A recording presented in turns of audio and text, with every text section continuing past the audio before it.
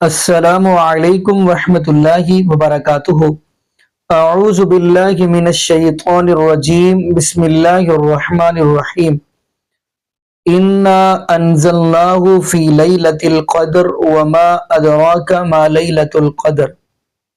جی ناظرین، آج ہم جس حوالہ سے گفتگو کرنے جا رہے ہیں وہ یہ ہے کہ رمضان المبارک کا مہینہ، اللہ کا مہمان۔ یہاں پہ میں دعا کرتا ہوں اللہ کا مہمان آ رہا ہے، اللہ پاک ہمیں اپنے مہمان کی قدر کرنے کی توفیق عطا فرمائے۔ ناظرین، یہاں پہ ہم یہ والی جو آیت ہے سورہ قدر کی، اِنَّا أَنزَلْنَاهُ فِي لَيْلَةِ الْقَدْرِ، اللہ رب العالمین فرماتے ہیں بے شک ہم نے قرآن کو نازل کیا اس قدر والی رات کے اندر۔ لیکن ناظرین، سب سے بڑی خوش نصیبی کی بات یہ ہے کہ یہ رمضان المبارک کا مہینہ، اس کے اندر اللہ پاک اپنی رحمت کی سیل لگا دیتے ہیں۔ یعنی بندہ نیکی ایک کرے تو کہیں آپ دیکھیں گے عام دنوں کے اندر بندہ قرآن کا ایک کر پڑھے تو 10 نیکیاں، اور رمضان میں پڑھے تو 70 سے بھی زیادہ، یعنی اللہ رب العالمین بھی سیل لگا دیتے ہیں۔ تو ناظرین، اس مہینے کے اندر ایک رات ایسی ہے جس کے بارے میں قرآن کہتا ہے اِنَّا أَنزَلْنَاهُ فِي لَيْلَةِ الْقَدْرِ، بے شک ہم نے قرآن کو نازل کیا قدر والی رات کے اندر۔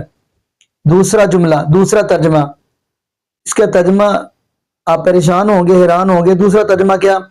بے شک ہم نے اس قرآن کو نازل کیا تنگی والی رات کے اندر۔ کیا معنی؟ اس رات کے اندر اللہ پاک اتنے فرشتوں کا نزول کر دیتے ہیں کہ زمین کی جگہ تنگ پڑ جاتی ہے۔ خیر ناظرین، آگے ہم بات بعد میں کریں گے، تو آپ کو اسی والا سے مرزا علی انجینئر حافظہ اللہ تعالیٰ کی ویڈیو دکھاتے ہیں کہ رمضان مبارک کے اندر یہ آپ چھوٹی موٹی عبادات کریں تو اللہ پاک کتنا اجر عطا کریں گے، کتنا ثواب عطا کریں گے۔ آگے ناظرین ہم انہی کی زبانی وہ گفتگو سنتے ہیں، پھر انشاءاللہ ناظرین اسی والا سے ہم بھی گفتگو کریں گے۔ تو آگے ناظرین مل کے گفتگو سنتے ہیں۔ حالانکہ قرآن اگر یہ کہہ رہا ہے نا کہ ہم نے اس قرآن کو ایک بابرکت رات میں نازل کیا، تو پھر سب سے پہلے تو قرآن سے ہی پوچھنا چاہیے کہ وہ بابرکت رات کس مہینے میں آتی ہے، وہ کون سی رات ہے، اور اگر قرآن میں نہ ملے تو پھر صحیح الاسناد احادیث میں۔ لیکن اللہ کا شکر ہے کہ صحیح الاسناد احادیث تک جانے کی نوبت ہی نہیں آتی۔ قرآن حکیم نے خود بتا دیا ہے کہ قرآن کب نازل ہوا۔ وہ سورۃ البقرہ میں مشہور آیت شہر رمضان الذی انزل فیہ القرآن، رمضان کا مہینہ ہے وہ جس میں قرآن نازل ہوا۔ ہدی للناس، پوری انسانیت کے لیے یہ ہدایت ہے۔ کہتے ہیں صرف نیک لوگوں کو ہدایت ملتی ہے، نہیں، قرآن کہہ رہا ہے پوری انسانیت کے لیے۔ اور وہ جو سورۃ البقرہ کے سٹارٹ میں ہے ہدی للمتقین، اس سے بھی مراد ہے پوری انسانیت، اور پوری انسانیت میں وہ لوگ جو ڈر جائیں اس تصور سے کہ جس رب نے ہمیں ہماری مرضی کے بغیر پیدا کیا وہ قیامت والے دن ہمیں پوچھے گا۔ متقی سے مراد یہ نہیں ہے کہ کوئی صرف پرہیزگار لوگ مراد ہے، ڈر جانے والے لوگ۔ ہدی للناس، پوری انسانیت کے لیے ہے یہ ہدایت۔ وبینات من الہدی والفرقان، اور اس میں ہدایت کے روشن دلائل ہے، اور یہ الفرقان ہے، یعنی حق اور باطل میں تمیز کرنے والی کتاب۔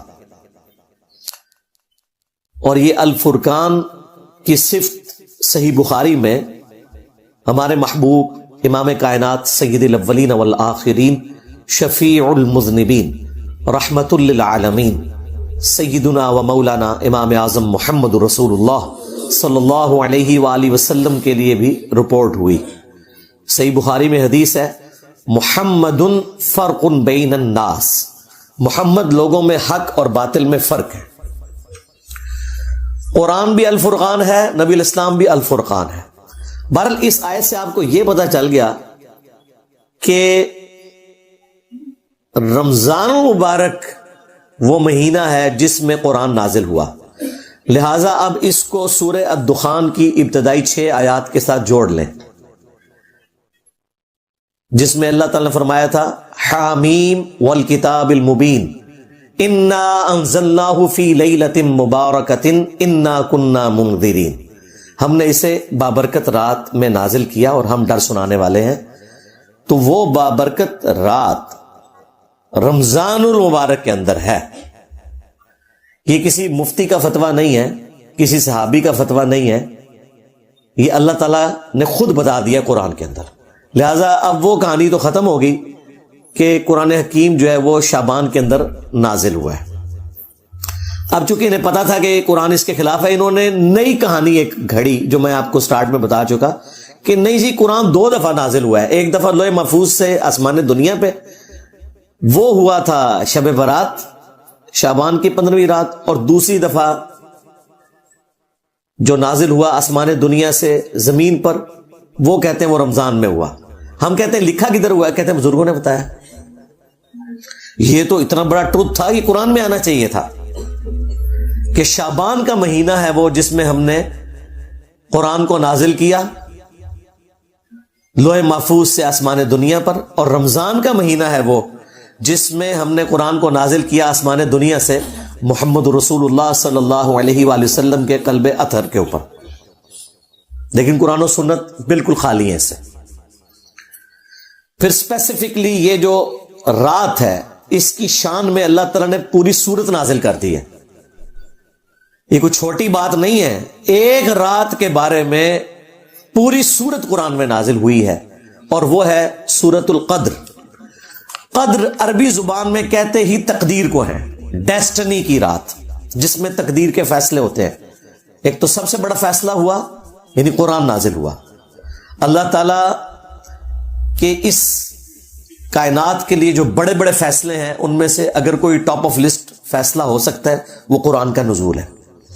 انسانیت کے ساتھ آخری دفعہ اللہ تعالیٰ نے اپنے پیغمبر صلی اللہ علیہ وآلہ وسلم کے ذریعے کلام فرمایا، تو اس سورت کا نام ہی سورۃ القدر ہے، یعنی تقدیر والی سورت جس میں ڈیسٹنی تقدیر کے فیصلے ہوتے ہیں۔ عزت والی رات یہ بھی ترجمہ کیا جا سکتا ہے۔ یہ سورت نمبر ہے 97۔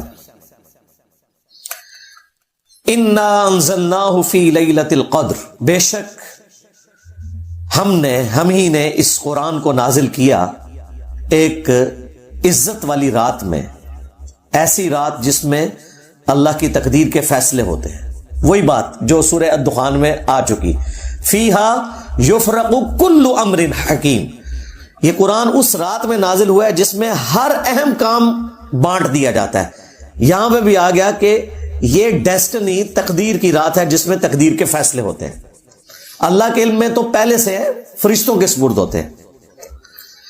وما ادراک ما لیلۃ القدر، اور تم کیا جانو کہ لیلۃ القدر کی کیا شان ہے۔ لیلۃ القدر خیر من الف شہر، یہ تو وہ رات ہے لیلۃ القدر جو 1000 مہینوں سے افضل ہے، یعنی اس رات میں عبادت کرنا 1000 مہینوں، آلموسٹ 90 سال کے قریب بنتا ہے یہ عرصہ، اس سے افضل ہے۔ تنزل الملائکۃ والروح فیہا باذن ربہم من کل امر، اس رات میں فرشتے نازل ہوتے ہیں اور روح قدس یعنی جبرائیل علیہ السلام بھی اس رات میں نازل ہوتے ہیں، اپنے رب کی اجازت سے ہر طرح کا کام لے کر جو اللہ تعالیٰ ان کے سپرد کرتا ہے۔ سلام، یہ رات سلامتی کی ہے۔ ہی حتی مطلع الفجر، اور یہ سلامتی رہتی ہے یہاں تک کہ فجر طلوع ہو جائے، یعنی ختم سحری جہاں ہو جاتی ہے اور فجر کا وقت سٹارٹ ہوتا ہے، اس وقت تک یہ پوری کی پوری رات اللہ تعالیٰ کے فیصلے کی ایک اہم ترین رات ہے۔ اور رات کی ڈیفینیشن اسلام میں ہے غروب آفتاب سے لے کر فجر کا وقت داخل ہونے تک، یہ پوری رات۔ تو یہ پوری کی پوری رات اللہ تعالیٰ کے فیصلوں کی رات ہے جس میں فرشتے نازل ہوتے ہیں ہر اہم کام لے کر۔ یہ جو فضیلت ہے لیلۃ القدر کی، یہ اس رات کے بارے میں ہے جو رمضان مبارک میں ہے۔ قرآن میں تو بس اتنا ہی آیا کہ یہ رمضان میں ہے، شہر رمضان الذی انزل فیہ القرآن، لیکن پھر نبی علیہ السلام نے اسے بریف کیا۔ صحیح بخاری اور صحیح مسلم دونوں میں یہ حدیث موجود ہے کہ اللہ کے محبوب صلی اللہ علیہ وآلہ وسلم نے رمضان مبارک کے پہلے 10 دن اعتکاف کیا اور پھر اپنے حجرے مبارک سے سر اقدس کو باہر نکالا اور فرمایا کہ میں نے ان 10 دنوں میں لیلۃ القدر کو نہیں پایا۔ پھر اگلے 10 دن اعتکاف کیا، پھر آپ صلی اللہ علیہ وآلہ وسلم حجرہ شریف سے باہر نکلے اور فرمایا کہ میں نے ان 10 دنوں میں بھی لیلۃ القدر کو نہیں پایا۔ اور پھر آپ علیہ السلام نے فرمایا کہ مجھے اللہ تعالیٰ نے بتایا کہ یہ رمضان مبارک کے آخری عشرے یعنی آخری جو 10 دن ہے ان کی تاک راتوں میں سے کوئی رات ہے، 21ویں بھی ہو سکتی ہے، 23ویں بھی، 25ویں بھی، 27ویں بھی اور 29ویں بھی، یعنی یہ آخری جو 5 تاک راتیں ہیں ان میں سے کوئی ایک رات ہے۔ نبی علیہ السلام کو وحی کے ذریعے بتایا گیا۔ تو تم اسے رمضان مبارک کے آخری عشرے کی تاک راتوں میں تلاش کرو۔ تلاش کرنا مطلب یہ نہیں کہ کچھ آپ کو نظر آنا ہے، یہ پبلک میں مشہور کیا ہوا ہے جی سمندر کا پانی شہد سے زیادہ میٹھا ہو جاتا ہے، اور خدا نہ آ جائے گوریا نے کدھر سن لیا نا، پہلے تھوڑی مٹی پلید ہوئی ہے۔ اچھا، انہی باتوں کی وجہ سے آج کل کے جو ماڈرن مسلمان ہے یا ایون نان مسلم جو ہے وہ ہماری ویڈیوز کو اپریشیٹ کرتے ہیں کہ یار کوئی لاجیکل بندہ ہے جس نے کوئی سینس کے ساتھ بات کی ہے، لیکن ہمارے مسلمانوں میں گھسے ہوئے لوگ اس کو غلط رنگ دیتے ہیں کہ جی انجینئر صاحب ان کے اعلی کار ہیں، کبھی کہتے ہیں یہ کوئی یہ یہود و نصارہ کا ایجنٹ ہے۔ تو یہ لاجیکل گفتگو ہو رہی ہے، اس سے زیادہ سخت الفاظ میں اہل حدیث مکتب کے لوگ کرتے تھے، لیکن ان کے فرقے سے ان کو نقصان نہیں ہوا، نقصان تو ہوا ہے ہماری دعوت حق سے جو نبی علیہ السلام کی مبارک دعوت حق ہے، اس لیے انہیں تکلیف ہو رہی ہے۔ ہمارا تو ایک نعرہ ان کو لے ڈوبا ہے، کون سا؟ میرے نبی سا ہے ہی کوئی نہیں، تیرے بابے تھے شاہ ہی کوئی نہیں۔ تو اس کی وجہ سے پھر وہ سارا غصہ میرے اوپر نکالتے ہیں۔ تو شکر کریں کہ گوروں کو اردو نہیں آتی اور آپ کو انگریزی نہیں آتی۔ ہاں، انہوں نے سمندر کے کنارے کھڑے ہو جانا ہے اور انہوں نے آپ کو 5 راتوں کا ڈیٹا نہیں دینا، رمضان کی 30 راتوں کا ڈیٹا دینا ہے کہ جی یہ جناب ہم نے یہ سیمپل لے رہے ہیں تو بتائیں اس میں کون سا شہد سے زیادہ میٹھا ہے۔ جی درخت سارے سجدے میں گر پڑتے ہیں، انہوں نے کہنا نہیں لے جی ہم نے CCTV کیمرے لگائے ہوئے ہیں۔ انسان کو تو نیند بھی آ جاتی ہے، اونگ بھی آ جاتی ہے، کتا بھی رات کو سو سکتا ہے، CCTV کیمرہ تو نہیں سوتا۔ تو کہ دسو کیوں ہے؟ تو یہ کہانیاں سنانی بند کریں۔ ایون نبی علیہ السلام کے زمانے میں بھی جب شب قدر آئی ہے نا، صحابہ کو نہیں پتا چلا، آپ کو خواب دکھائی گئی تھی، اور ظاہر ہے نبی کا خواب وہی الہی ہوتا ہے۔ آپ نے فرمایا کہ وہ رات ایسی رات ہوگی کہ جس صبح میں فجر کی نماز پڑھوں گا تو میرے ماتھے پر کیچڑ کا نشان ہوگا۔ صحابہ کرام کہتے ہیں وہ 21ویں رات جب فجر کے وقت نبی علیہ السلام نے نماز پڑھائی تو اس رات کافی بارش ہوئی تھی، مسجد نبوی کا چھت ٹپک رہا تھا، اور چونکہ آپ نیکڈ زمین کے اوپر ہی نماز پڑھا کرتے تھے، تو جب آپ نماز کے بعد ہماری طرف متوجہ ہوئے تو ہم نے کیچڑ کا نشان آپ کے ماتھے پہ دیکھا، تو ہم نے کہا اچھا یہ رات تھی۔ یار اگر صحابہ کا یہ سٹیٹس ہے کہ انہیں صبح پتہ چلتا ہے، تو یہ جو کہانیاں کرواتے ہیں کہ جی وہ رات کو ہمیں پتہ چل جائے گا یہ نشانی ظاہر ہوگی، کوئی نشانی نہیں ظاہر ہوگی بھائی، اور یہ فکس بھی نہیں ہے، یہ بھی ذہن میں رکھیے گا۔ نبی علیہ السلام کے مبارک زمانے میں 21ویں رات آئی، یہ 23ویں بھی ہو سکتی ہے۔ اہل تشیع زیادہ زور دیتے ہیں 23ویں کے اوپر، لیکن وہ بھی مانتے ہیں کہ 21ویں بھی ہو سکتی ہے۔ کچھ صحابہ کرام صحیح مسلم میں آتا ہے وہ 27ویں کو مانتے تھے۔ تو یہ ویری کرتی ہے، یہ اللہ تعالیٰ نے بیسیکلی شب قدر کی ایک سیلیبریشن رکھی ہوئی ہے۔ کسی سال وہ 21ویں کو سیلیبریٹ کرتا ہے اللہ تعالیٰ، کسی سال 23ویں کو، کسی سال 25ویں کو، کسی سال 27ویں کو۔ مقصد یہ ہے کہ وہ 10 دن آپ اللہ کو دیں، وہ تاک راتیں دیں۔ جو بخاری مسلم میں آتا ہے کہ جب آخری عشرہ شروع ہوتا تھا نبی علیہ السلام خود بھی رات کو جاگتے تھے اور اپنے گھر والوں کو بھی جگاتے تھے کہ وہ رات کو عبادت کریں. ان راتوں کو زندہ کرنا مقصد ہے.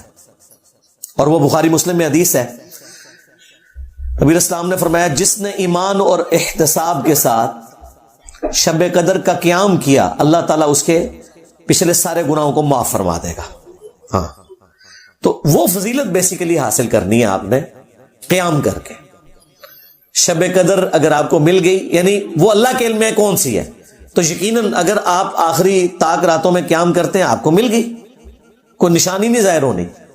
اور یہاں تو چاند کا بھی جھگڑا رہتا ہے. بہتر یہ ہے کہ آپ آخری 10 کے 10 دن ہی کریں, بلکہ پورا رمضان اہتمام کریں کہ رات کا قیام کریں. اور وہ بھی بخاری مسلم میں اسی حدیث میں ہی آتا ہے کہ جس نے ایمان اور احتساب کے ساتھ رمضان کا قیام کیا اس کے بھی پچھلے سارے گناہ معاف, اور جس نے ایمان اور احتساب کے ساتھ رمضان کے روزے رکھے اس کے بھی پچھلے سارے گناہ معاف. یہ تینوں باتیں شب قدر, قیام اللیل اور رمضان کے بارے میں ایک ہی حدیث میں.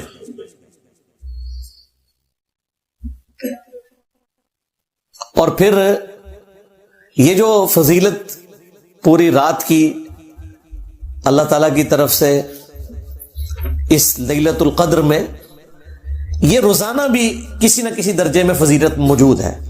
وہ صحیح بخاری اور صحیح مسلم دونوں میں حدیث ہے کہ اللہ تعالیٰ روزانہ آخری تہائی رات جب رہ جاتی ہے نا, یعنی رات سٹارٹ ہوتی ہے غروب آفتاب سے لے کر فجر کا وقت شروع ہونے تک, یہ اگر 6 گھنٹے بنتے ہیں نا تو اس کو آپ 3 پہ ڈیوائڈ کریں تو آخری 2 گھنٹے ہیں نا, 1 تہائی رات آخری جو رہ جاتی ہے, اس میں اللہ تعالیٰ آسمان دنیا پر روزانہ نزول فرماتا ہے جیسا کہ اس کی شان کے لائق ہے, اور کہتا ہے کہ ہے کوئی مجھ سے بخشش مانگنے والا میں اسے بخش دوں, ہے کوئی مجھ سے سوال کرنے والا میں اسے عطا کروں. اور اللہ تعالیٰ کی طرف سے یہ مسلسل ندا آتی ہے یہاں تک کہ فجر کا وقت داخل ہو جائے. یہ روزانہ کے لیے. اچھا, اس میں بعض لوگ پوچھتے ہیں کہ جی وہ رات کی ٹائمنگ تو پوری دنیا میں مختلف ہے, اس طریقے سے شب قدر بھی. بھائی آپ اپنے علاقے کو فالو کریں گے, یہ ساری چیزیں سمبولک ہیں, یہ فزیکل چیزیں نہیں ہیں, یہ ذہن میں رکھیے گا. لہذا یہ کہنا کہ جی آخری تہائی رات پاکستان میں تو اس وقت ہوتی ہے تو 2 گھنٹے کا فرق تو سعودیہ کے ساتھ ہے کیونکہ ہم GMT+5 میں ہیں اور وہ GMT+3 کے اندر ہیں, اور پھر طاق اور جفت کا بھی فرق آ جاتا ہے اگر آپ لیلۃ القدر کی بات کریں. ان چکروں میں آپ نے نہیں پڑھنا, ان کا کوئی لینا دینا نہیں اس کے ساتھ, کیونکہ یہ ساری کی ساری چیزیں اللہ تعالیٰ کے ڈیوائن پلان کا حصہ ہے. اس کا فزیکل ورلڈ سے کوئی تعلق نہیں ہے سوائے اس کے کہ ہم نے رسپانس کرنا ہے. باقی اللہ تعالیٰ آسمان دنیا پر نزول فرماتا ہے, اس کی کوئی تمثیل بیان کر سکتا ہے؟ مجھے بتائیں. لیس کمثلہ شیء وہو السمیع البصیر, اللہ کے مثل کوئی شے نہیں ہے اور وہ سننے والا دیکھنے والا ہے. اس کی مثال تو کوئی نہیں بیان کر سکتا. اس کے جو اصل معنی ہیں وہ اللہ کے علم میں, ہمارے لیے یہ ہے کہ وہ دعاؤں کی قبولیت کا وقت ہے, دیٹس آل. باقی ہم نے تو اس کے بھی شارٹ کٹ رکھے ہوئے.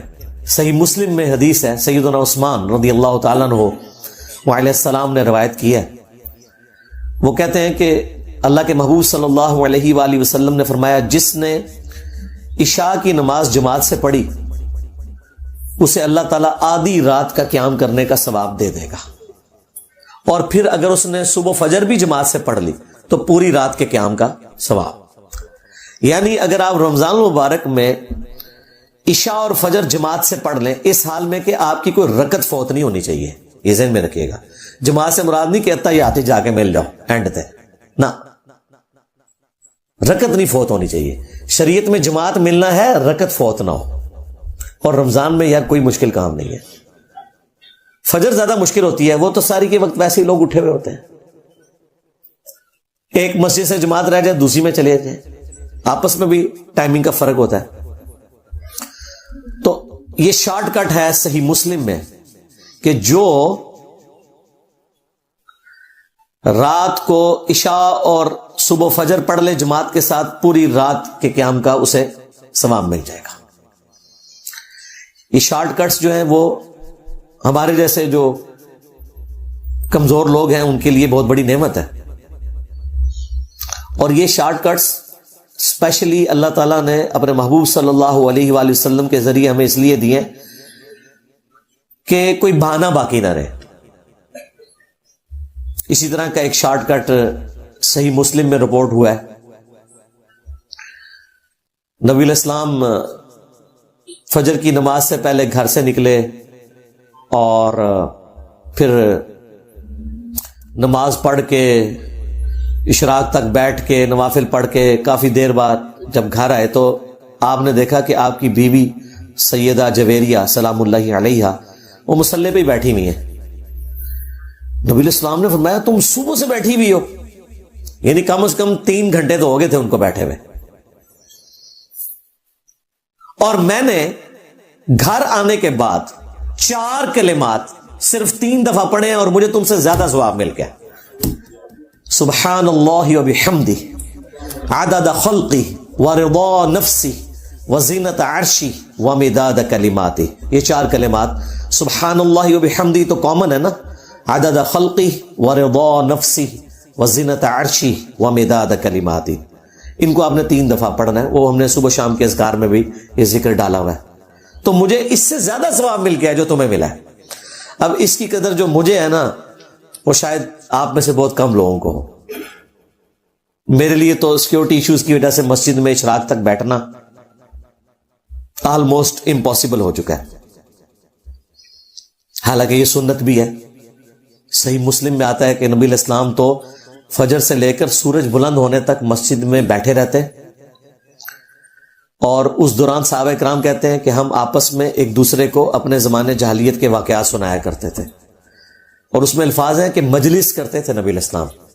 یہ مجلس کا ورڈ اس میں موجود ہے، اسی کی وجہ سے ہم نے مجالس کا نام رکھا.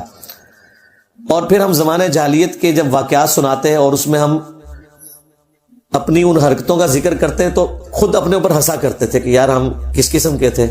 کبھی کہیں نذرانہ چڑھا رہے ہیں بتوں کے اوپر جا کے، اپنے ہاتھوں کے تراشے ہوئے بت، یعنی وہی ریپلیکا یہاں پہ بھی آپ کو نظر آتا ہے. تو نبی علیہ السلام بھی ہمارے ساتھ مسکراتے تھے جب ہم آپس میں مسکراتے تھے نا کہ یار ہم کتنے جاہل لوگ تھے. تو نبی علیہ السلام بھی محظوظ ہوتے تھے اس مجلس میں بیٹھ کے. تو یہ فجر سے لے کر اشراق تک مسجد میں بیٹھنا یہ بہت بڑی نعمت ہے. لیکن اس کے ایکویلنٹ ایک شارٹ کٹ میں نے آپ کو بتا دیا کہ نبی علیہ السلام نے فرمایا کہ یہ 4 کلمات پڑھ لو 3 دفعہ، سبحان اللہ و بحمدہ عدد خلقہ ورضا نفسہ وزینت عرشہ ومداد کلماتہ، تو تمہیں اس سے بڑھ کر ثواب مل جائے گا. ایک اور شارٹ کٹ صحیح مسلم میں، اور یہ حدیث صرف مسلم میں نہیں ہے، یہ ترمذی میں، ابو داؤد میں، سنن نسائی میں، ابن ماجہ میں، یعنی جو اہل سنت کی مین سٹریم کی 6 کتابیں ہیں، بخاری کو چھوڑ کے باقی 5 کتابوں میں یہ حدیث موجود ہے، اور مشکات میں تو ظاہر ہے موجود ہے کہ جو شخص رمضان المبارک کے روزے رکھے اس کے بعد شوال کے مہینے میں 6 روزے رکھ لے، اسے پوری زندگی کے روزے رکھنے کا ثواب ملے گا اگر اس کی یہ روٹین رہی، پورے سال کے روزے کا 6 روزے صرف. اور وہ آپ نے پورے مہینے میں کسی بھی وقت رکھنا ہے. یہ جو پبلک میں مشہور ہے نہیں جی ایک فوراً بعد رکھ لینا چاہیے، باقی بے شک بعد میں جس طریقے سے مرضی، جب مرضی رکھیں، اس مہینے کے اندر آپ نے 6 روزے پورے کرنے ہیں. بہتر تو ویسے یہ ہے کہ آپ ساتھ ہی رکھ لیں عید کے فوراً بعد، کیونکہ روٹین بنی ہوتی ہے اور وہ رکھنے آسان ہو جاتے ہیں. بعد میں جب تھوڑا سا وقت گزر جائے نا 1-1.5 ہفتہ پھر مشکل ہو جاتے ہیں. تو یہ شوال کے 6 روزے ایک شارٹ کٹ ہے پورے سال کے روزوں کا ثواب. تو اس طرح کے شارٹ کٹس جو ہیں ان سے نفع اٹھانا چاہیے. اور یہ شارٹ کٹس احادیث میں اس لیے رپورٹ ہوئے کہ ہر شخص کو اللہ تعالیٰ نے ایک جیسے حالات و واقعات نہیں دینے، سرکمسٹانسز ڈفرنٹ ہو سکتے ہیں کسی بندے کے، تو وہ شخص بھی محروم نہ رہ جائے. اعمال تو موجود ہیں. دیکھیں لوگ کہتے ہیں کہ زیادہ علم حاصل کریں گے تو مشکل میں پڑ جائیں گے، زیادہ علم حاصل کریں تو آپ کو دین میں آسانیاں پتہ چل جائیں گی، مشکل میں کہاں سے پڑیں گے. تو یہ کتنی بڑی آسانی ہے کہ آپ اتنا بڑی فضیلت والا کام مختصر سے عمل سے کر لیں اور آپ کو بھی اتنا ہی ثواب مل جائے. اسی طریقے سے صحیح مسلم میں حدیث ہے تم میں سے کسی کے اندر یہ استطاعت ہے کہ وہ تہائی قرآن پڑھ لے رات میں. صحابہ نے کہا کہ اس کی کون قدرت رکھے گا. آپ صلی اللہ علیہ وآلہ وسلم نے فرمایا کہ سورہ اخلاص پڑھ لو، تہائی قرآن کے برابر ہے، یعنی اس کا ثواب. قل هو اللہ احد اللہ الصمد لم یلد ولم یولد ولم یکن لہ کفوا احد. 1/3 قرآن کے برابر ایک دفعہ یہ سورت پڑھنے کا ثواب ہے. اور دیکھیں صحابہ کہہ رہے ہیں کہ یہ کس میں قدرت ہو سکتی ہے کہ رات میں 1/3 قرآن پڑھیں. یہ آپ کو کہتے ہیں ہمارے بزرگ 8 قرآن روزانہ پڑھتے تھے. صحابہ کرام تو 1 قرآن سے بھی عاجز ہیں. تو یہ یعنی بابوں کا دین ہے اور یہ کتابوں کا دین ہے. جی ناظرین، آپ نے یہ ویڈیو ملاحظہ فرمائی. تو ناظرین، جبکہ آپ کو اس بات کا علم ہے کہ یہ رمضان المبارک قرآن کہتا ہے یا ایھا الذین آمنوا کتب علیکم الصیام کما کتب علی الذین من قبلکم لعلکم تتقون.